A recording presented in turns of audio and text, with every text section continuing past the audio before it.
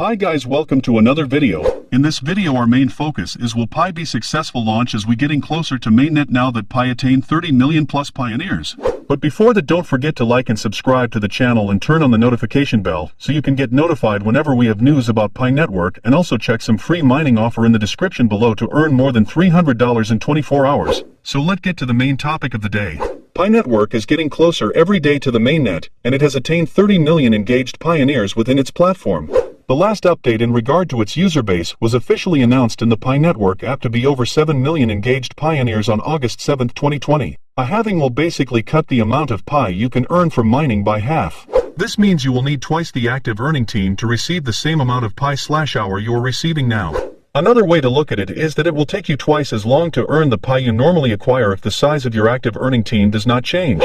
For Bitcoin, its halving is not related to the amount of users it has, but to the amount of blocks that are created. Around every 4 years or for every 210,000 blocks, a halving takes place for Bitcoin. This is how Bitcoin and Pi are different. Yet, they both have halvings that take place. However, the criteria for it to happen is what makes them different. An engaged pioneer is a pioneer that has initiated 3 or more mining sessions for the course of the lifetime of that Pi account. They are totaled after all the duplicate, fake, and bot accounts have been removed. The ability to mine Pi was available the moment the app was available. The halving takes place every time the user base of Pi Network grows by 10x. April 15, 2019, Pi Network had its first halving at 1,000 engaged pioneers. May 25, 2019, Pi Network had its second halving at 10,000 engaged pioneers. July 5, 2019, Pi Network had its third halving at 100,000 engaged pioneers. October 30, 2019, Pi Network had its fourth halving at 1 million engaged pioneers. Pi Network is expected to reach its fifth halving at 10 million engaged pioneers before the end of 2020. The time it had taken to grow from 6 million engaged pioneers to 7 million engaged pioneers was 31 days.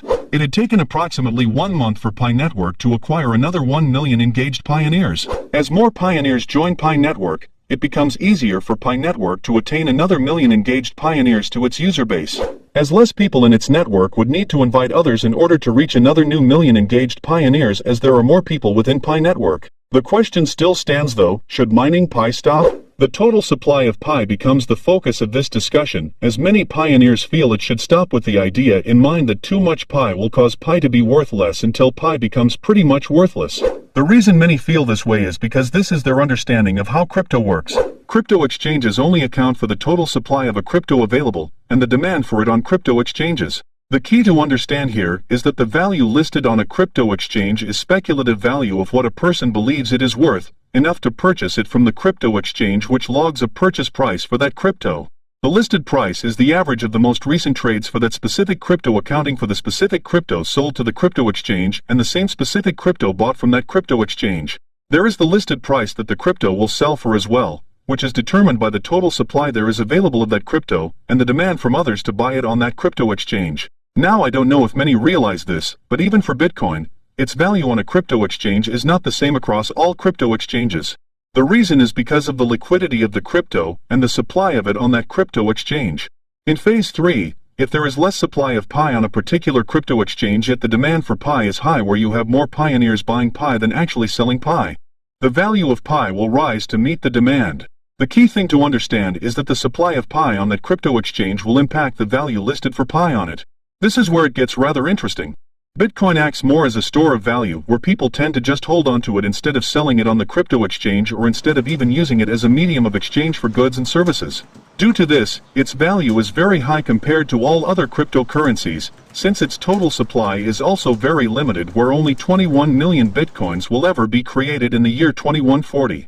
Pi, on the other hand, would have many economies for it, where pioneers could use their Pi for goods and services, as it is being designed to be the medium of exchange that people willingly choose to use daily for what pioneers need. While Pi is also being built out for discretionary consumer spending, which are for things we don't necessarily need, it is important to understand that Pi must meet our needs for it to truly be a success. The max total supply is irrelevant to the value of Pi in an economy, because the value of Pi and purchasing power will not be dependent upon the amount of Pi there is that has been created that has passed KYC. It will be dependent upon two fundamental aspects: the circulation of Pi in economies and the amount of Pi the average pioneer holds. As Pi must be able to be useful for every pioneer in the world in order for it to achieve its overall vision. Now this is important to understand. As Pi Network continues to grow, more halvings will take place. As each halving takes place, every pioneer will acquire Pi at lower mining rates over time. The majority of pioneers will come later in Pi's timeline.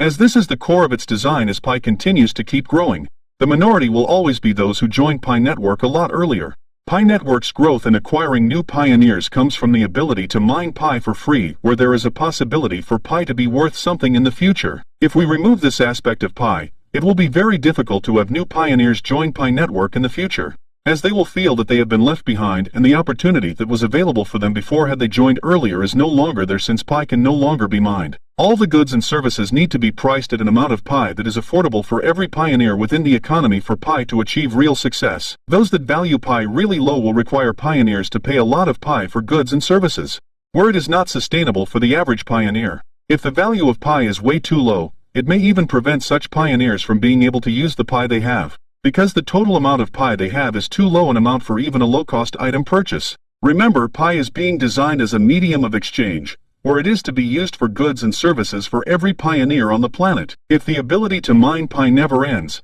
the amount of Pi that can be earned per hour in the future will be 0.05 Pi/hour for every pioneer after we surpass 1 billion engaged pioneers. That amounts to 1.2 Pi per mining session. This is with a complete security circle.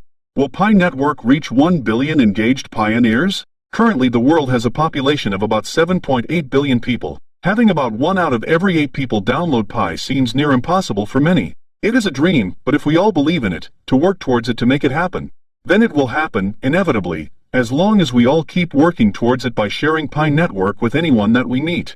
Facebook achieved 4.6 billion downloads. It has happened before, therefore, it can happen again. Still, is it possible for Pi Network though? Only time will tell. There is nothing we cannot do if we choose to work together. Records are broken because they are set. Some people see it as the limit. Other people define what is possible as they surpass such limits.